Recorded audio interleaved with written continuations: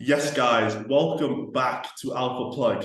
Today I have the man who is fighting Bryce Hall, Guillermo Perez. How you doing today, bro? I'm doing great, man. Thank you for having me on the show. How you guys doing? Yeah, I'm good, man. I'm good.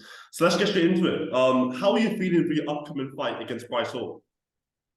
Man, it feels great. It feels great. I'm gonna go in there. I'm gonna show him what being a real man is, and he's gonna get hurt.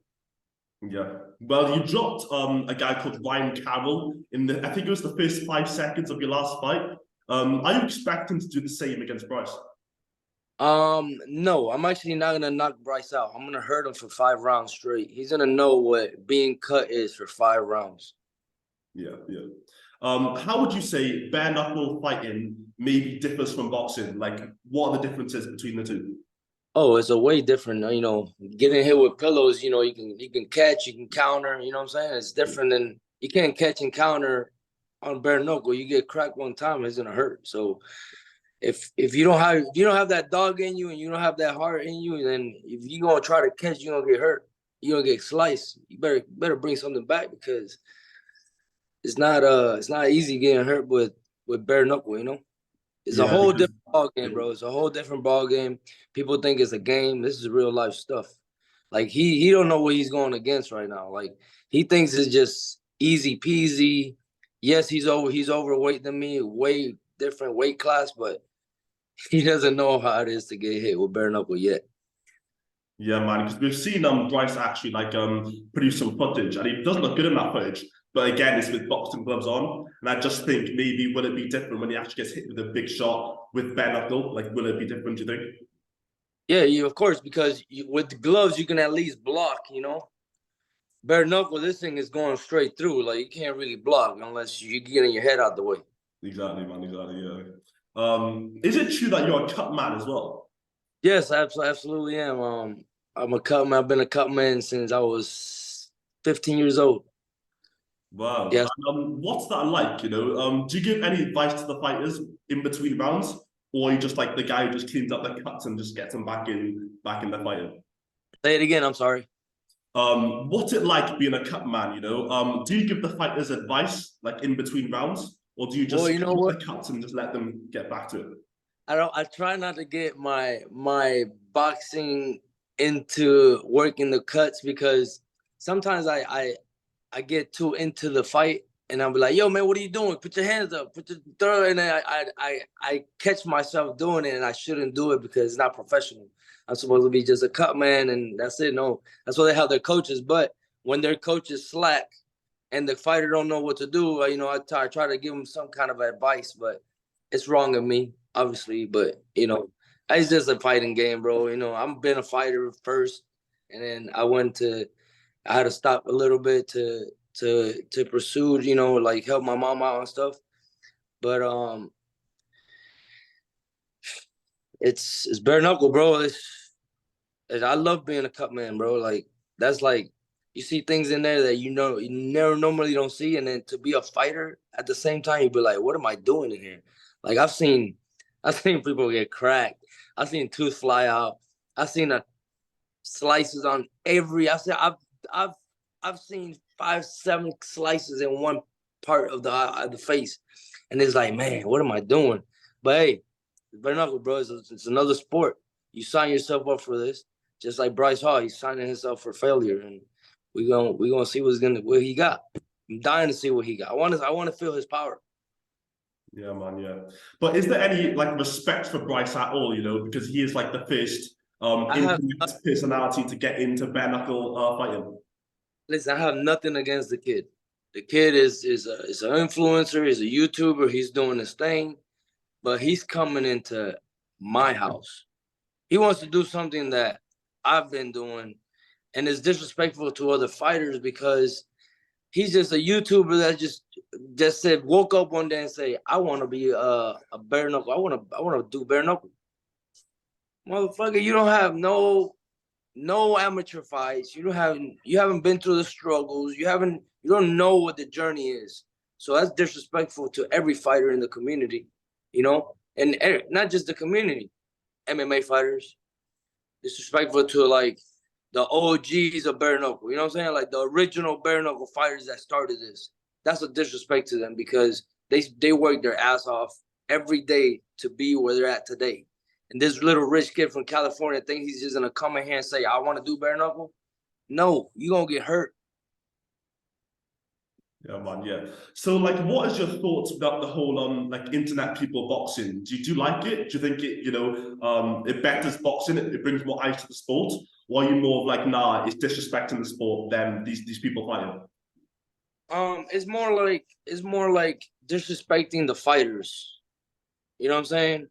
And the sport as well, because it took a lot to get this company up and running, man. Like it took years of hard work and years of dedication, and thank God for David Feldman. He put his mind to it, and he got it done, man. And I'm proud for him to give me the opportunity to work for the company and also be a fighter for the company. So yes, it's in boxing is a very disrespectful way that he's trying to come by. Boxing, he disrespected the boxing world like to the fullest. You got two influencers that just want to like, are you serious, bro? That's not a real fight. It's like two little guys and just for the clout. You have all these YouTubers just for the clout. And he's gonna find out. I don't know if it's August 11th or not, but he's gonna find out that this is not a game and that this is the real deal. Like there's just me and you in there. You don't got your people, you don't have your cameras, you don't have nobody, but just you and me towing that line, and you're gonna get punched in the face with a fist. Yeah, well said, man. Well said. Have you managed to watch Bryce's fight, his last fight against Austin McBroom? You know what? I did watch the fight, and it was a terrible stoppage because he was fine. I give the kid props for even jumping in the ring. You know what I'm saying? I'm giving him props for jumping in the ring with me. Like I'm gonna shake his hand, like yo, you got balls. After that, I'm gonna shake his hand. I'm gonna hug him after the fight, and everything. We both gonna be on our way. But when he's in that square circle, just know that he's gonna be hurt. He's gonna be hurt. He ain't gonna like it. If he don't like getting hit with gloves, imagine bare knuckle. That's a whole different ball game. That's like hitting you with a piece of rock in your face and slicing you up. Like that's Yeah. And so do you think now you have what it takes, like truly have what it takes now to absolutely knock out Bryce Hall like clean, like in brutal fashion? 100%.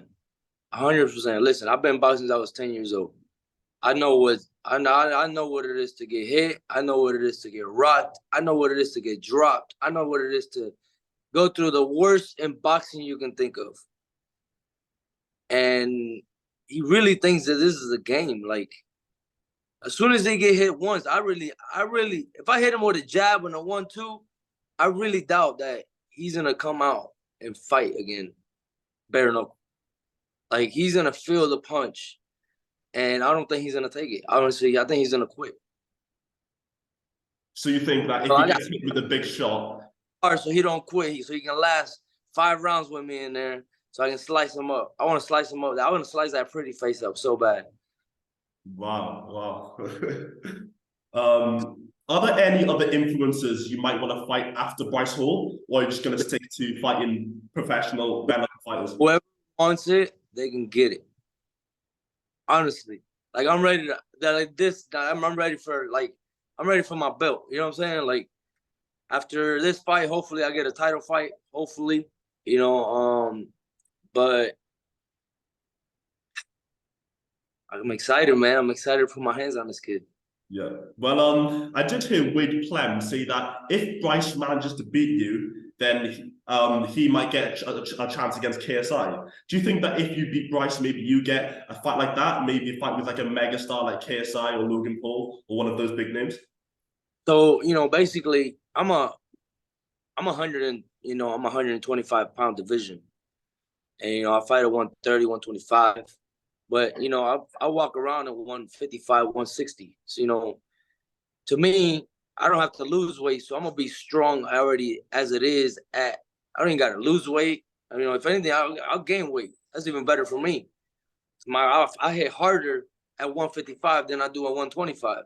So that's when he did that comment that oh, I didn't even feel his slap or whatnot. Of course not, dude. You're 190 pounds. I'm 125 pounds.